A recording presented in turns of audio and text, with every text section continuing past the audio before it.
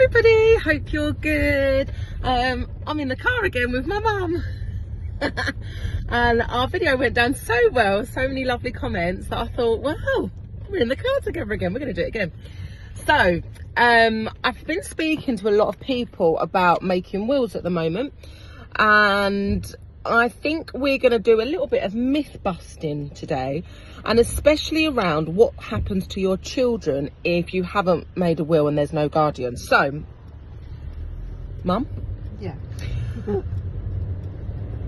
What would you say is, well, what happens? What happens if you don't make a will and you pass away? What's the first thing that happens to your children?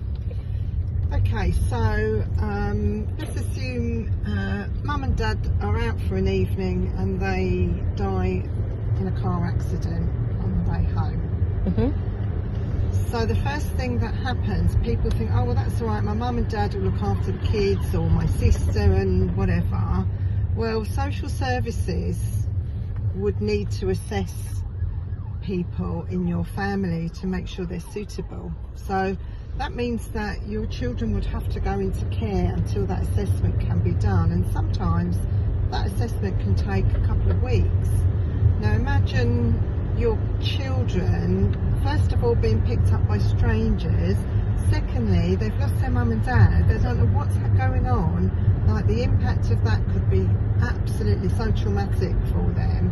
So making a will is not just about what you're leaving to people, it's about who's going to look after your children. Children are probably the most important thing in your whole world. So, you know, that's one of the things about appointing correct guardians in your will, so that in that eventuality, and hopefully it never ever happens, unfortunately we know it does happen, you know, they will go to people in your family because that's what you've put in your will. So, okay, what about if 10 years down the line and the guardians that you've picked are no longer your friends, or they're estranged family members, or they've passed away? Can you have multiple guardians? Yeah, we always suggest have a few options. You can have reserve guardians, or you just literally review your will and you can change that at any point. Nothing's set in stone, because life changes, doesn't it? Absolutely it does. So what about can we put it in our will, certain conditions with the children?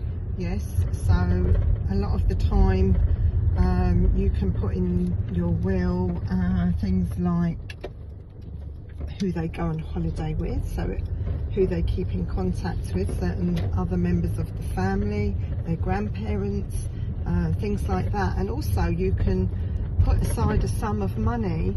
So for example, if you're leaving your children to your sister as their guardian, you know, children cost money.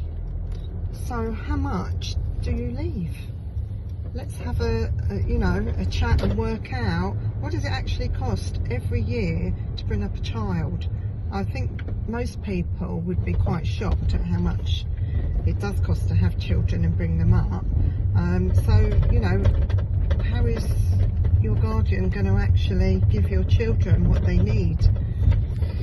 And how long from start to finish, once a client messages us on Instagram, gives us a call, sends us an email, how long from start to finish really does it take for us to write a will?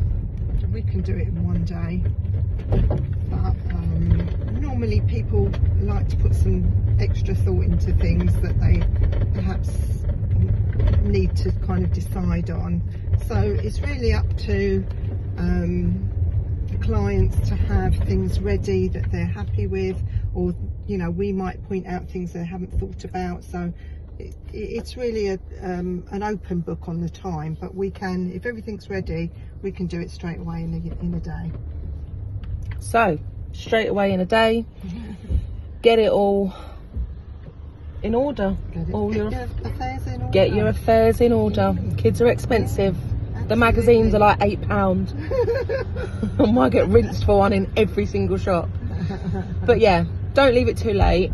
We're here for you. Doesn't have to be scary, doesn't have to be expensive, but just give us a call, get in touch.